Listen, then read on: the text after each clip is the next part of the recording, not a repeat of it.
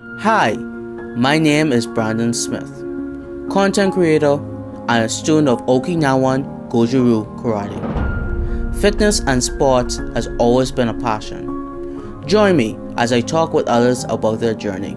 Here we go.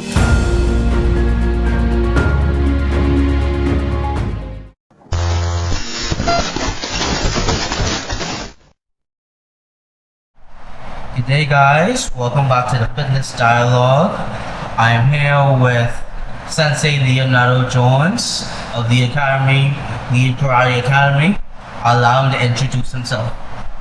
Good day, guys. I am Sensei Leonardo Jones, Chief Instructor at Lead Karate Academy. Before we get into your journey through martial arts and karate, I want to go back to your childhood. What was your childhood like growing up in Nassau? What was it like? What you were doing, and how did you eventually get into karate? Well, I had a very good childhood. I grew up with my grandmother, and she was really strict on us. Growing up, we didn't really have the luxury of the other kids in the neighborhood of playing in the street. She kind of wanted to keep us in the yard because the neighborhood that we lived in wasn't that safe. But safe to say, I was the eldest of most of my cousins, so I was always like the protector of everybody. Back then, you had a lot of things going on. We really didn't experience a whole lot of violence through the corner that I lived through because most of the people there knew one another. But every now and again, you would have different individuals from different parts of the neighborhood, from the different street corners, would come through there every now and again. And it really wasn't that bad, so we were okay. What made you get into karate in the first place? I always liked contact sports, right? And but at the time when I was a young kid, the kung fu movies were really popular back then. You had Bruce Lee, Chuck Norris. Even as we came down to Spider-Man and Batman, everybody wanted to be like Spider-Man or be like Batman. At the time, it was even He-Man at the time, Thundercats. All of these things were like influences on me that made me want to be like what I saw on TV. So it kind of intrigued my interest in being a martial artist. Man, let me tell you, my first experience was a real culture shock in a sense because I didn't realize the amount of hard work you had to put in it to be a good martial artist. We see things on TV sometimes that make us feel as though, man, I could do that, I want to be like that. But you never stop to think the amount of work you have to put into yourself to make yourself to become a good martial artist. Yes, first of all, I was shocked at the amount of exercising we had to do. Like, you had to do all these push-ups, all of these squats. We had to do like a bunch of jumping jacks. To be able to kick properly, you had to do a lot of different drills. For one kick, you had to do like 100 repetitions of a particular drill. To do one punch, you had to learn how to punch properly. The amount of work and effort you had to put into just to be able to execute a technique properly was mind-blowing to me. I didn't realize that it was so much work. For someone that never did martial arts before, coming into it, for some reason you think you're just going to get there and you're going to show how good you can kick or you can punch, and then you realize, wow, I really can't kick or punch at all. So it was the work that you had to put into to be able to execute a technique properly that was a shocker to me. When was the time that you decided to take karate seriously? I decided to take karate seriously when it was one time when I did my third belt testing. I think I was becoming like a Korean belt in jiu-jitsu, and it made me feel as though, you know what, I want to be strong. It's like something clicking to me to say, you know what, I just want to be a strong individual. And it just, that particular testing was so intense. I felt all of my weakness in a sense, and I said to myself, you know what, I'm going to do better next time because I really want to be a strong individual. And from since that day to now, I'm still trying to get stronger every day. So, Sensei, from your perspective, how would you say that karate has or martial arts even on as a whole has evolved in the Bahamas? I feel like martial arts in the Bahamas now has evolved in the perspective of, I think more individuals are becoming more open to cross training. I think it's safe to say that in times before now, more and more martial artists didn't really were not really that open to cross training. When I say cross training, meaning studying other forms of martial arts. But I think today more instructors and all are even more open to their students cross training. So I feel like that's a great step as far as martial arts in the Bahamas. What would be the reasons why they were not so keen on doing cross training?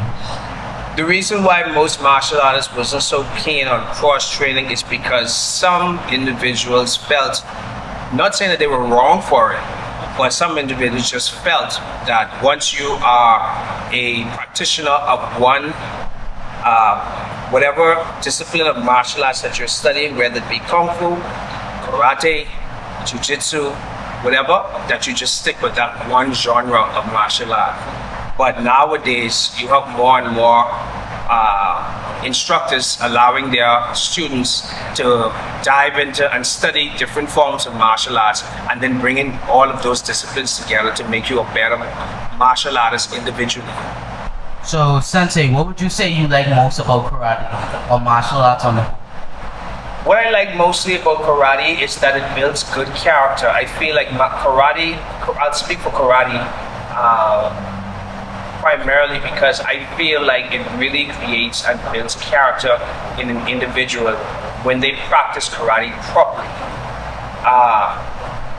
In the sense that if you are, I can speak for myself, before I started studying martial arts, I had a very, very, very short temper. I got angry very, very easily. Through my training of martial arts over the years, I've learned how to tone it down, how to think a little bit, how to be a little bit more respectful, how to, if I feel like something is going to go in a negative direction, I can kind of deflect it. Not saying I'm perfect at it, but I'm much better. I'm a much more mature, I have a more mature mind in the sense of I'm not going to be so quick to just react. That's what karate did for me, and that's what I believe that karate can do for any individual. I feel like karate balances out an individual in their character. You may have an individual that is very shy, very doesn't have much confidence. I think karate is a great tool to bring their confidence up, to kind of make you break out of your shyness. A person that is too bold and too out there and too violent or whatever, it can humble you down. So in a nutshell, I feel like karate is an awesome tool of balancing an individual. All right, Sensei, what would you say would be your least favorite aspect of karate?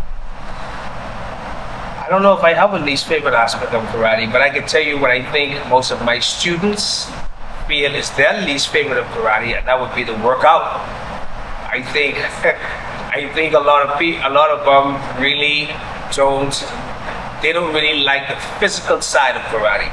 For me, I embrace it because I feel as though it's a great part of staying healthy. You know, I believe that we as individuals, we have to do what we can to keep our body healthy and keep ourselves strong. But I feel like for most people, I think that is something that they kind of cringe on, the physical side of it. But as for me, I really don't know if I have something like this, like per se. So, Sensei, during your days as a student, going to different competitions, competing, what was your process like of preparing?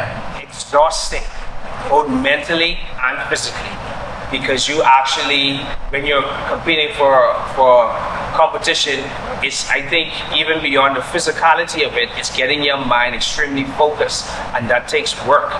Like, you can't prepare for a competition by just laying down thinking about it. You have to actually engage yourself in it.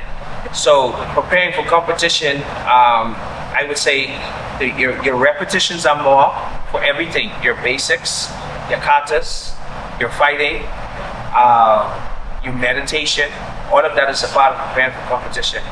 So yeah, I would say it's It's everything intensified by 100. Who was your inspiration growing up or even now? I would say one of my biggest inspirations, one of my instructors, his name is Ramon Veras. He's an ADAL in the OGKK in a system that we practice Gojo. And the reason why I say that is because, man, this guy, watching him, he's just totally committed to the art of not just saying that you practice karate, but living karate. It's a lifestyle. You know, it's more than just throwing a punch, throwing a kick, or doing a kata. It's about mentoring. It's about being what you teach, not just teaching it, but being it. You understand what I'm trying to say? Because I look at martial arts from the standpoint of not just being able to defend myself, but actually living the lifestyle of a martial artist. What that means is like every day you do everything to the best of your ability. You're now a teacher. How would you say the transition was from you used to be a student, but now you're actually teaching and imparting knowledge on those who want to follow this lifestyle? Well, first to answer your question, I'm always a student. I still consider myself a student. I am a student teaching. That's how I view myself. Because the smallest child teach me. Sometimes they would do something or even say something or move in a particular way, and I just learn something. You understand what I'm saying? But on another note, as for me teaching now, it's more important for me to know my craft as well as I can, because now when you're teaching and you're imparting knowledge, you have to make sure that what you're imparting is the right thing. You can't just impart stuff like, I can't guess and say, I'm gonna teach someone something that I think is the right thing to do, and I think this is the right, I have to know that it is. So in my studying and even in my practicing, I try to be as precise with everything so that when I impart that knowledge, it's imparted correctly. Alright, Sensei, I know that you teach kids all the way up to adults. What would you say would be the key differences between teaching little kids and those who are much older going up to adulthood?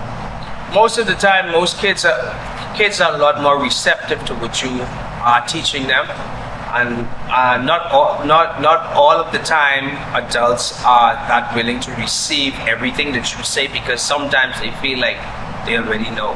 You know, but for the most part, luckily I've not had that issue. Every adult that I have taught so far are very receptive to what I want to teach them. So, but you know, sometimes you have some adults that feel as though they already know, and then when you show them, then they realize, oh, maybe I really don't know. But kids are usually much more receptive to receive everything that you have to show them.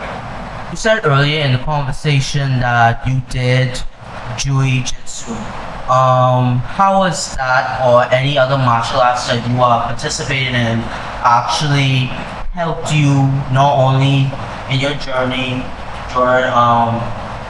in martial arts, but also imparting that also on the students? It really helps you with your perspective, because it helps you to always keep an open mind and perspective on all of your different movements, and even the way you strategize, the way you practice, and even the way you teach. It helps you to keep an open mind for every possibility. Alright, Sensei, how do you see martial arts in the country further evolving from the point that we are now, from your perspective? I feel like right now everybody from every discipline of martial arts are now uniting. I feel like we are becoming friends more than just acquaintances, but I think we are becoming friends, and everybody's being more open to everybody else's opinion. And I feel as though this is the right way to the future for martial arts, because I think we will all have a stake in it, in developing awesome martial artists coming from the Bahamas. So, Sensei, what would you say to those who are apprehensive on joining karate or joining any martial arts in general? I think that the reason why they may be apprehensive is because maybe they have a wrong perception of martial arts. Some people see martial arts as a violent sport, and it's really not that. We teach you how to defend yourself, not to attack someone. It's a difference. So we're not teaching you to go out there and be a problem. We're teaching you how to be a solution to a problem. Well, alright, Sensei, thank you for joining us on the show. Guys, like, share, and subscribe, and I'll see you back on the next episode.